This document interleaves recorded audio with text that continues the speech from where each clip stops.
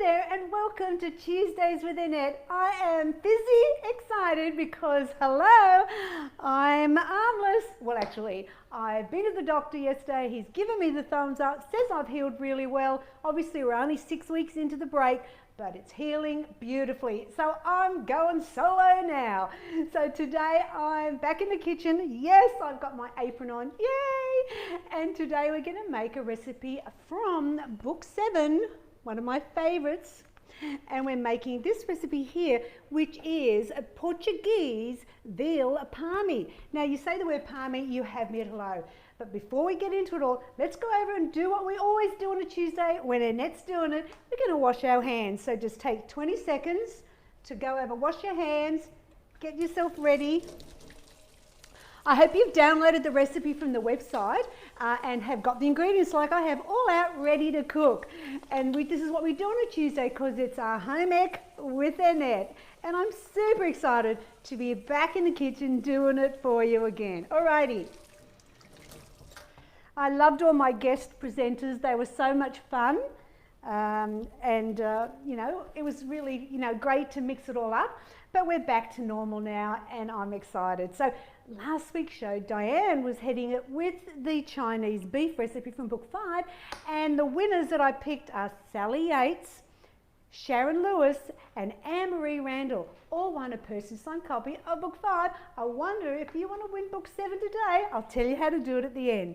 So let's look at our ingredients we need for the Portuguese Veal Parmi. You need capsicum, and it really is good if it's the green capsicum for this recipe. We need some onion. We've got some beautiful veal steak, and we've got some beef stock powder, the low salt. I've got a can of low salt crushed tomatoes, my crushed garlic. I've got Italian herbs, dried Italian herbs. I've got the Kraft Parmesan. I've got some of the reduced fat cheese grated, cooking spray. But there is a change in the ingredients. Thank you, all these supermarkets or the products. They keep taking things off my recipes. And in the original recipe, it's a Master Foods Portuguese marinade. It's not around anymore. They've discontinued it. So if you've got the recipe, make a note now. This is the replacement. It is the Nando's Peri Peri marinade, and it's the medium. Now you can get this in the supermarket. Hopefully they'll continue to sell this one, but I'll show you how you do it later. All right, so let's start with the chopping. Oh my gosh, it's so good to be back in the kitchen. And so look at the utensils we need first, of course it's a cooking show. I've got my chopping board, I've got my knives ready. I've got some measure spoons, tongs, a dessert spoon. I'm going to use 2 of my pans today because what we're going to do first is we're going to make the sauce, then we're going to cook the steaks off. I think that's pretty well what we need. It's pretty easy. So we need half a cup of diced green capsicum. Now it's small dice because it's going on top of the veal, so we don't want to have really big chunks of vegetables. It's quite simple to do this recipe, as always with my recipes, and the good news is that it can be frozen, so if you've got leftovers it doesn't matter, and you don't need the oven for this. It goes, you cook it in the pan and then it goes under the grill, so it's super easy. Now if you're saying, oh, I don't really like veal, that's fine because I've got variations for you, which I'll talk about in a minute. We actually had a little bit of trouble actually finding veal. The butchers didn't really have it, but we got it in Coles. They have it in packets, which was great, but they're sort of in smaller size, so I've had to adapt. But I'll tell you as we go along how you can change it if you wanted to not use the veal. All right, so there's my capsicum. All right, so I might just put that on the board here. So I can use this for the onion because we need half a cup of diced onion. All right, so, and I mean, I'm very excited to be able to use my arm again. I've got to be a bit careful with it, of course, it's still healing, but it's not aching anymore like it was. Gosh, it was a difficult time, I must say. Wouldn't wish it on anyone. So, fine dice, nice and fine diced onion. we want half a cup. So it's a pretty easy recipe when you look at it, because basically all we've got to do is chop up some onion and capsicum. I think that's about as easy as it gets, really. So let's turn on my cooktop. Let's spray it, get it ready. I'm using the rice bran, remember that's what you use on the good quality pans. Half a cup of onion, in it goes. And then we're going to cook that just for a couple of minutes. So I hope you're keeping up with me, because I do chop quickly. I can get rid of all this now and put that over at my soapy sink. So thanks for joining me. If you've just tuned in, hello. We're going into Parmigiana land. That's right. We're making today a fabulous recipe. It's Portuguese Veal Parmigiana, or Parmi as I like to call it. So we're just going to cook this for just a couple of minutes. And basically we're going to make up the sauce, then we're going to cook the steaks, and then we're going to put it all together. So keep up with me. Now what I did though, just to make it a bit easier and quicker, I've actually cooked up 2 steaks ahead, but I will cook 2. And you can see like it's in 2 pieces, and that's because they were in smaller amounts. It's 125 grams of the raw meat that you want. All right, so now in goes the capsicum. Oh my God, it's so good to be back in the kitchen doing this for you on a Tuesday with Annette. And of course I will be back on Thursday as well.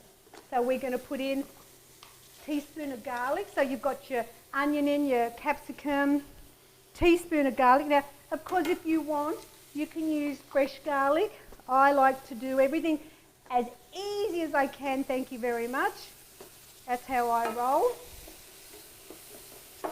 And look at these wonderful pans, nothing sticks. Look, it just rolls around. I do love my Neo flam.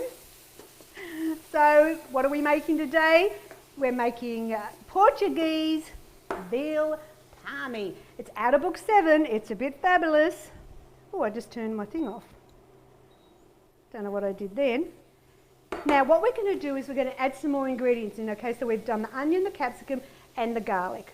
All right, so we're going to now put in half a teaspoon of the dried Italian herbs. I want half a teaspoon. Gee, Billy, we're getting a bit low. You need to put it on the shopping list. Getting a bit low with the old Italian herbs. They're great. I mean, look, if you don't have Italian herbs, put oregano or basil, dried basil. It won't matter. Teaspoon of, and I'm using beef stock powder because we're using a red meat. If you're using chicken, you might want to put the chicken in, and so forth, so forth. So, in goes the tamati.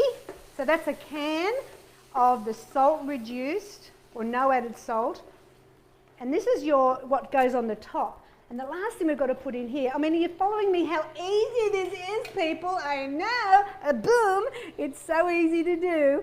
I'm going to put in 2 tablespoons of the Kraft Parmesan. And that just helps rich up the filling a little bit.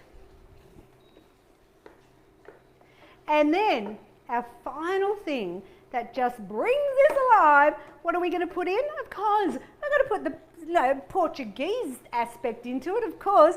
And now it's 4 tablespoons. And remember, I'm using my 15 ml tablespoons. I might turn this down a little bit. We're going to put 4 of the peri peri marinade medium. And it's not real hot, so don't panic over that. We want 4 tablespoons. And it just gives it that unique Portuguese flavour. And I think, was that 3? Yes. And 4. I just, you know, when they change a recipe or they take it off the market, it just makes life very interesting in this kitchen, I tell you. All right, so here we go.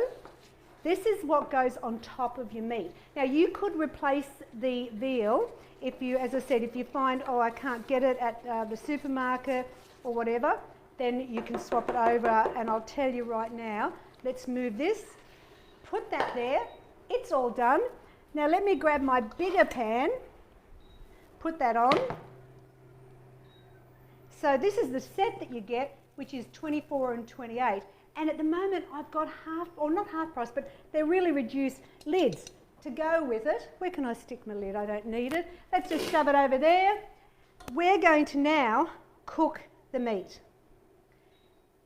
So making the sauce up. I mean, if you're doing this at home, you probably have your 2 pans going at once. But because I'm doing the show, I've only got the one here to show you. So we want to heat that up. You want it hot so that the meat seals. Now I've got 2 lots of veal here to cook off, and then we'll finish it off. So as I said, I've got them in 2 pieces because they were a bit small. Oh, I love the sizzle. Put this in the soapy sink and wash my hands. Now the variation to it is you could replace this with chicken, rump or pork.